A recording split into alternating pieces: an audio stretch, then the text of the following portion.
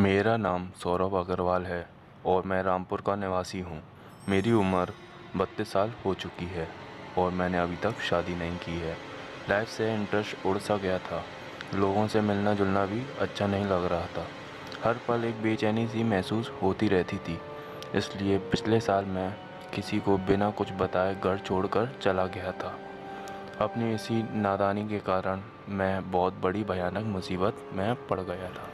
साल भर पहले की बात है, जब मैं रात के 11 बजे घर से निकल गया।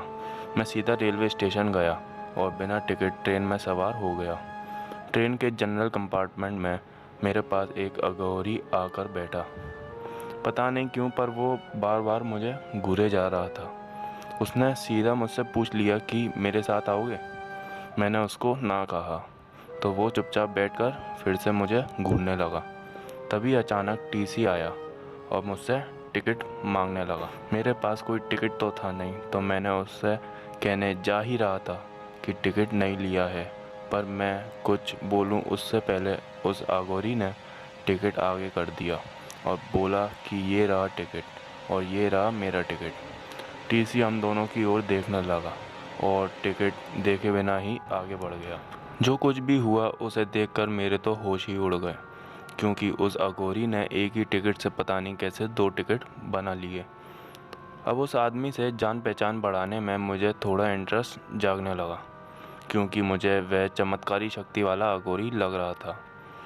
मैंने उससे कहा कि बाबा आपने ये कैसे किया। उसने साफ कह दिया कि ये मैली विद्या है। फिर उसने पूछा कि तुम घर छोड़कर आए हो ना। इस बार मैंने सीधा हाँ में जवाब दिया। उसने कहा कि मेरे साथ चलो, दुनिया की मोह माया से मुक्त होना है तो हमारी दुनिया में आ जाओ। सच कहूँ तो उस समय मेरे पास ना तो पैसे थे और ना ही कोई ठिकाना, तो मैंने सोचा कि इसी अघोरी के साथ चला जाता हूँ। वैसे भी ज़िंदगी झंड थी, कोई परवाह नहीं थी। मैं उसके साथ हो लिया। ट्रेन से उतरने के बाद हम दोनों गंगा किनारे एक वीरान जगह पर गए। उस अघोरी ने वहाँ एक बड़ी सी झुग्गी झोपड़ी बांध रखी थी। उसने मुझे अंदर आने को कहा। अंदर जाने में मुझे संकोच हो रहा था, पर फिर भी मैं अंदर चला गया। अंदर काफ़ी बदबू थी और एक कोने में इंसानी हड्डियां और खोपड़ियों का ढेर पड़ा हुआ था। मैंने फ़ौरन पूछा कि ये सब क्या है, तो उसने कहा कि साधना का सामान है, तुम डरो मत। कुछ देर हुई तो उसने मुझे पीने के लिए कुछ दिया। शायद वह देसी दारू थी। वैसे तो मैं दारू पीता नहीं हूँ, पर उस दिन दारू भी पी गया। अचानक वह अघोरी खड़ा हुआ और गंगा नदी के ओर लकड़ा लेकर भागा।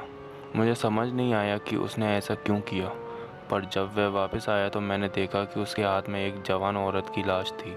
ये सब देखकर मेरे तो रोंगटे खड़े हो गए। मैंने उससे फ़ौरन पूछा कि ये सब क्या है।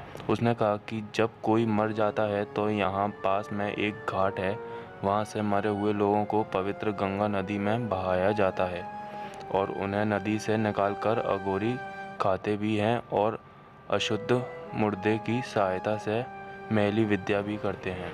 उसकी ये सब बातें सुनकर मुझे उल्टी आने लगी। मैं अब वहाँ से भाग जाना चाहता था। अब मैं जाऊँ उसके पहले वहाँ और 2 अघोरी आ पहुँचे। उन तीनों ने मेरे सामने ही उस जवान औरत के मुर्दे के कपड़े निकालकर उसे चाकू से काट कर खाना शुरू कर दिया। ये तो मुर्दाखोर भयानक तांत्रिक अघोरी निकले। गिरते पड़ते मैं वहाँ से कुछ भी बोले बिना जाने लगा। कुछ दूर जाने पर उन तीनों में से एक अघोरी की नज़र मुझ पर पड़ी। अब तीनों लाश खाना छोड़कर मुझे पकड़ने मेरे पीछे भागे। उन्होंने वहीं मुझे धर दबोच और फिर से उस झोंपड़ी में ले आए। उन्होंने मुझे वहाँ बांध कर रखा।